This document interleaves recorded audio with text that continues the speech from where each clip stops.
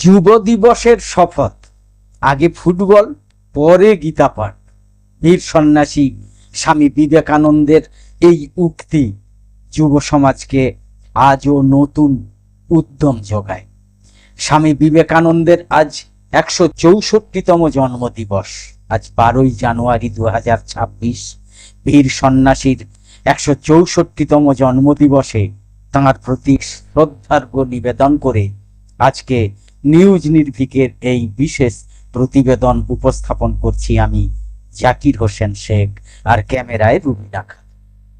কদিন আগে সোশ্যাল মিডিয়ায় একটা ভাইরাল ভিডিও চোখে পড়েছে, আপনাদেরও চোখে পড়েছে নিশ্চয়ই। ভিডিওটা সাক্ষাৎকারমূলক। শুটিং স্পট ছিল কলকাতারই ব্রিগেড প্যারেড গ্রাউন্ড। সাধু সন্তদের ভিড়, সবার মাথায় পাগড়ি, পরনে গেরুয়া আলখাল্লা আর হাতে শ্রীমদ্ ভাগবত গীতা। লাখো কণ্ঠে গীতা পাঠে হাজির সকলেই। মঞ্চে একদল সাধু গীতা পাঠ করছেন, আর মঞ্চের নিচে ভিড় করা সাধুরা সেই গীতা পাঠে গলা মেলাচ্ছেন। তাদের মধ্যে একজনের ইন্টারভিউ নিচ্ছেন ইনসাফ বাংলার সম্পাদক আকরামুল বাগানী। আকরামুল বাগানী যার ইন্টারভিউ নিচ্ছিলেন, তাকে দেখে সাধু বলেই মনে হচ্ছিল। একের পর এক প্রশ্ন করছেন আকরামুল বাগানী। পশ্চিমবঙ্গের মুখ্যমন্ত্রীর নাম কি? কোথা থেকে এসেছেন? রবীন্দ্রনাথ ঠাকুরকে চেনেন? আচ্ছা, বিবেকানন্দকে? তো আকরামুল বাগানীর এই রকম প্রশ্নের জবাবে আমতা আমতা করে উত্তর দিচ্ছিলেন ওই সাধু। মোট কথা, ওই সাধু বাবা নিজের শাকিন ছাড়া আর কোনো প্রশ্নের ঠিকঠাক উত্তর কিন্তু দিতে পারেননি। তার কাছে আকরামুল বাগানীর শেষ প্রশ্ন ছিল, আচ্ছা বলুন তো, গীতার উৎস কোথায়? কাঁচুমাচু খেয়ে ওই সাধু সাক্ষাৎকারটা একেবারে এড়িয়েই যাওয়ার চেষ্টা করেছিলেন গেরুয়া বসনধারী ওই সাধু।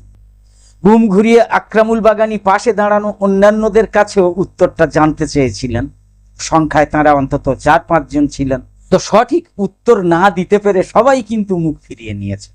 অর্থাৎ এর মানে দাঁড়ায়, হয় তাঁরা গীতার উৎস সম্পর্কে পুরোপুরি অন্ধকারে, নতুবা জেনেও বলতে চাইছেন না। ভাবখানা এমন, গীতা কোথা থেকে এলো, কেনই বা পাঠ করব, এসব জানার কি বা প্রয়োজন, পাঠ করলেই হল। আপনাদের জানা আছে যে সেদিন ওই ব্রিগেডেই ঘটে গিয়েছিল আরো একটা ভয়ঙ্কর ঘটনা। পেটের টানে প্যাটিস বিক্রি করছিলেন আরামবাগের এক যুবক এবং তপসিয়ার এক বৃদ্ধ। দীর্ঘকাল ধরে ব্রিগেড প্যারেড গ্রাউন্ড তাদের কাছে কর্মক্ষেত্র। সমাবেশ হলেই প্যাটিস প্যাঁটরা নিয়ে হাজির হয়ে যান তারা।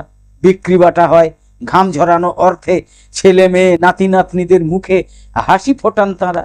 কাদের সমাবেশ, কেনই বা সমাবেশ, এসব সেই দুজনের কাছে একেবারেই অর্থহীন। যত বেশি জনসমাগম তত বেশি প্যাটিস বিক্রি, এটাই তাদের মোক্ষ। সেই মোক্ষ লাভে বাধা। দুজনকে ঘিরে ধরে চলেছে গণপিটুনি। ময়দানে ছড়িয়ে ছিটিয়ে দেওয়া হয়েছে তাদের সেই প্যাটিস ইত্যাদি পণ্য। তাদের অপরাধ কি? তারা নাকি চিকেন প্যাটিস বিক্রি করছিলেন। এমন একটা আধ্যাত্মিক সমাবেশে এ কাজ করা যায় না। ঘটনাটা নিয়ে বিতর্ক দানা বেঁধেছে। হামলাকারীদের শাস্তির দাবিতে সরব হয়েছেন অনেকেই। আবার অনেকে বলেছেন যে সাধুদের মাঝে এইভাবে চিকেন প্যাটিস ফেরি করা মোটেও সাধু কাজ নয়। কিন্তু প্রশ্ন হলো, সাধু কারা? এই কিছুক্ষণ আগে বলা যিনি বা যারা গেরুয়া বসন পরে মাথায় পাগড়ি বেঁধে গীতার উৎস সম্পর্কে মুখে উলু পেটেছিলেন, তারা? তিনি বা তারা কি সাধু পদমর্যাদায় পড়েন, নাকি সাধারণ মানুষ সাধু সাজে এসেছিলেন ওই ব্রিগেড প্যারেড গ্রাউন্ডে? এখানে মনে করিয়ে দেয়া ভালো যে সেদিন ব্রিগেড প্যারেড গ্রাউন্ডে গীতা পাঠের অনুষ্ঠানে উপস্থিত সবাইকে কিন্তু একই পংক্তিতে ফেলছি না। নিশ্চয়ই অনেকে ছিলেন যারা আধ্যাত্মিক জ্ঞানে পরিপুষ্ট, প্রকৃত সাধু সন্ত বলে ধর্মীয় সমাজে স্বীকৃত। তারপরও কিন্তু একটা প্রশ্ন থেকে যাচ্ছে, এবং সেটা হচ্ছে যে তাদের মধ্যেও তো কেউ সেদিন এগিয়ে এসে দুই প্যাটিস বিক্রেতাকে মারের হাত থেকে বাঁচাননি। এহেন নীরবতাও তো সম্ভবত সাধুদের গুণাবলীর সঙ্গে খাপ খায় না। কেন খায় না?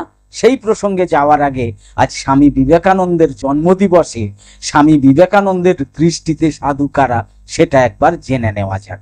স্বামীজি বলতেন, আমি তাঁকেই সাধু বলে মনে করি যিনি একমাত্র মানব সেবার মাধ্যমে ঈশ্বরের আরাধনা করে ঈশ্বরকে সম্পূর্ণভাবে উপলব্ধি করেছেন, যিনি দরিদ্র, যিনি পীড়িত এবং অজ্ঞ মানুষকেই জীবন্ত ঈশ্বর রূপে পূজা করেন, যিনি প্রচলিত ধর্মীয় রীতিনীতির ঊর্ধ্বে উঠে মানব প্রেম এবং দেশপ্রেমকে ঈশ্বর সাধনার অঙ্গ মনে করেন, তিনিই সাধু।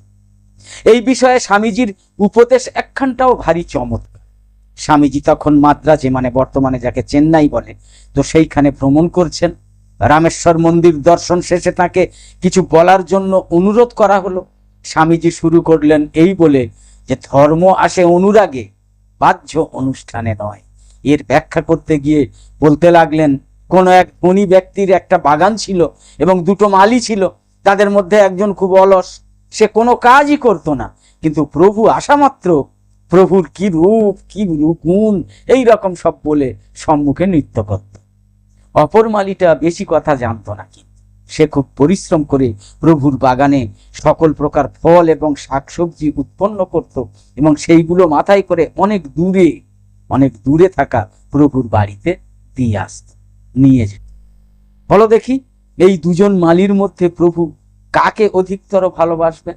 এই রূপে শিব আমাদের সকলের প্রভু, এই জগৎ তার উদ্যান স্বরূপ। যিনি শিবের সেবা করতে ইচ্ছা করেন তাকে আগে তার সন্তানগণের সেবা সর্বাগ্রে করতে হবে, জগতের জীবগণের সেবা আগে করতে হবে। শাস্ত্রে উক্ত হয়েছে যে যারা ভগবানের দাসগণের সেবা করেন তারাই ভগবানের শ্রেষ্ঠ দাস।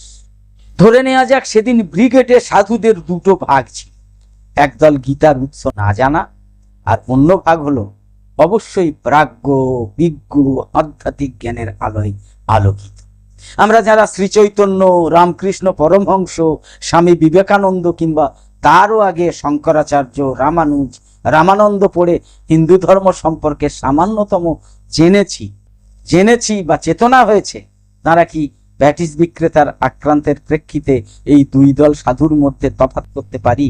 অন্তত স্বামীজির আদর্শ মানলে বলতে হয় কোনো তফাতই নেই। গীতায় ভগবান শ্রীকৃষ্ণ বলছেন, সর্বভূত হিতে রত, অর্থাৎ আমার যারা ভক্ত তারা সকলেই সকল প্রাণীর মঙ্গল কার্যে নিযুক্ত। স্বামীজি যাকে আরো সহজ করে বলেছেন, জীব সেবাই শিব সেবা। তাহলে ব্রিগেডে ওই প্যাটিস বিক্রেতার রুজি রুটির উপর হামলা চালানো কি তার হিতার্থে হয়েছিল? কেনই বা গীতা জ্ঞান সর্বস্ব সাধুরা সেদিন বিন্দুমাত্র প্রতিবাদ করেন? এই প্রশ্নের উত্তরও নিহিত রয়েছে স্বামীজির সেই মহান উক্তিতে, দুর্বল মস্তিষ্ক কিছু করিতে পারে না, আমাদিগকে সবল মস্তিষ্ক হইতে হইবে।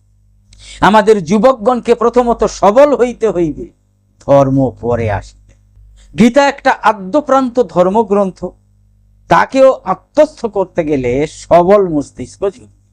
আর সবল মস্তিষ্ক হতে পারে একমাত্র নিয়মিত শরীর চর্চা, খেলাধুলো এবং শুদ্ধ চিন্তার মাধ্যমে। এর ব্যাখ্যা করতে গিয়ে গীতা পাঠের সঙ্গে ফুটবল খেলার তুলনা টেনেছিলেন স্বামী বিবেকানন্দ। আমাদের দুর্ভাগ্য, তার মন্তব্যটাকে ঘিরে আজও বিতর্ক চলছে সমানে। যে যার মতো করে ব্যাখ্যা করছেন, অপব্যাখ্যাও চলছে। কেউ তো বলে বেড়াচ্ছেন যে গীতা পাঠের চেয়ে ফুটবল খেলা শ্রেয়। গীতা পাঠে পুণ্য লাভ হয় না, কিন্তু স্বামীজি ঠিক কি বলেছিলেন সেটা আজ এই যুব দিবসের দিনে একবার ঝালিয়ে নেওয়া দরকার। সময়টা 1897 সালের ফেব্রুয়ারি মাস। স্বামীজি কুম্বাকোনম থেকে মাদ্রাজ, বর্তমানে যেটা চেন্নাই, তো সেই মাদ্রাজ স্টেশনে পৌঁছন। সেখানে বিবেকানন্দ রিসেপশন কমিটি তাকে অভ্যর্থনা জানায়। তারপর কয়েকদিন ধরে একের পর এক ধর্মীয় সভায়, মন্দিরে বক্তব্য রাখেন স্বামীজি। তৃতীয় সভায় স্বামীজির বক্তব্যের বিষয় ছিল ভারতীয় জীবনে বেদান্তের কার্যকারিতা। সেখানে নাতিদীর্ঘ বক্তৃতার মাঝে তিনি এক জায়গায় বলছেন, আমি তোমাদিগকে স্পষ্ট ভাষায় বলিতেছি, আমরা দুর্বল, অতি দুর্বল। প্রথমত আমাদের শারীরিক দৌর্বল্য। এই শারীরিক দৌর্বল্য আমাদের অন্তত 1/3 দুঃখের কারণ। আচরণেও আমরা পশ্চাৎপদ। হে আমার যুবক বন্ধুগণ, তোমরা সবল হও, তোমাদের নিকট ইহাই আমার বক্তব্য। এরপরেই স্বামীজি তার অদ্বৈতবাদের জ্ঞানগর্ভ থেকে মোক্ষম উপলব্ধিটা ঘোষণা করেন যুবকদের উদ্দেশ্যে। বলেন, গীতা পাঠ অপেক্ষা ফুটবল খেলিলে তোমরা স্বর্গের আরো নিকটবর্তী হইবে। আমাকে অতি সাহসপূর্বক এই কথাগুলি বলিতে হইতেছে, কিন্তু না বলিলেই নয়। আমি তোমাদিগকে ভালোবাসি, আমি জানি সমস্যা কি, কাঁটা কোথায় বিঁধিতেছে।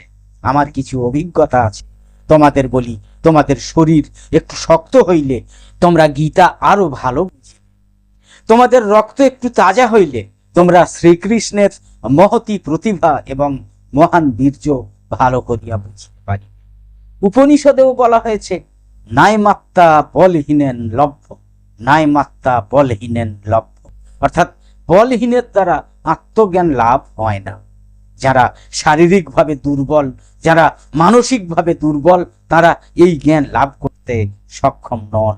শরীর চর্চার মাধ্যমে শরীরকে আগে সুস্থ এবং সবল করে তুলতে হবে, মনকেও দৃঢ় করতে হবে। তবেই আমরা গীতায় শ্রীকৃষ্ণের কথার অর্থ উদ্ধার করে আত্মজ্ঞান লাভের পথে অগ্রসর হতে পারি। এই আত্মজ্ঞান লাভ সেদিন ব্রিগেডে উপস্থিত লাখো কণ্ঠের মধ্যে কজনের হয়েছে, সেটাই প্রশ্ন তুলে দিয়েছে দুই হতদরিদ্র মানুষের রুজি রুটিকে ছিনিয়ে নেওয়ার ঘটনায়। আজ 12ই জানুয়ারি স্বামী বিবেকানন্দের জন্মদিন স্মরণে দেশ জুড়ে জাতীয় যুব দিবস পালিত হচ্ছে। স্বামীজির কাট আউট নিয়ে প্রভাত ফেরি হয়েছে, ধর্মীয় আলোচনা হচ্ছে এবং ধর্মীয় আলোচনা হবে রাত পর্যন্ত। শুরুটা 1985 সালে। যুব দিবস পালনের তাৎপর্য সম্পর্কে সরকারের মুখবন্ধে বলা হয়েছে, এটা অনুভূত হয় যে স্বামীজির দর্শন এবং স্বামীজির জীবন ও কর্মপদ্ধতি যা তিনি অনুসরণ করতেন তা ভারতীয় যুবদের জন্য অনুকরণ।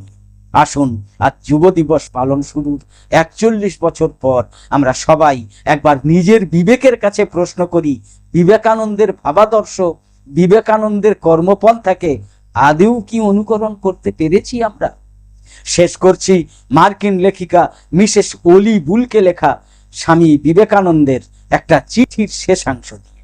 নিখিল আত্মার সমষ্টি রূপে যে ভগবান বিদ্যমান এবং আমি সেই ভগবানে বিশ্বাসী, সেই ভগবানের পূজার জন্য যেন আমি বারবার জন্মগ্রহণ করি এবং সহস্র যন্ত্রণা ভোগ করি। আর সর্বোপরি আমার উপাস্য পাপী নারায়ণ, তাপী নারায়ণ, সর্বজাতির দরিদ্র নারায়ণ, এরাই বিশেষভাবে আমার আরাধ্য। অতঃপর স্বামীজির এই ভগবানকে জানতে এবং চিনতে হলে আমাদের মস্তিষ্ককে আরো উর্বর করে তুলতে হবে। শ্রীকৃষ্ণকে বুঝতে গেলেও শক্তিশালী মস্তিষ্কের প্রয়োজন, আর সেটা হতে পারে একমাত্র মাঠ ময়দান। তাই গীতা পাঠ অবশ্যই আবশ্যক, তার আগে যুব সমাজের চাই ফুটবল খেলা। একদম শেষে বলি, আমাদের আজকের এই ভিডিওর বিষয়বস্তু ভালো লেগে থাকলে ইউটিউবে নোটিফিকেশন পেতে সাবস্ক্রাইব করে পাশের বেল আইকন অন করে রাখুন, আর ফেসবুকে ফলো করে আমাদের আরো নতুন নতুন ভিডিও বানাতে এবং লাইভ সম্প্রচারে উৎসাহিত করতে লাইক, কমেন্ট এবং বেশি বেশি শেয়ার করে সঙ্গে থাকুন। তো আপাতত শেষ করছি। কামনা করি সকলে সবসময় খুব ভালো এবং সুস্থ থাকুন, সাবধানে থাকুন। ধন্যবাদ।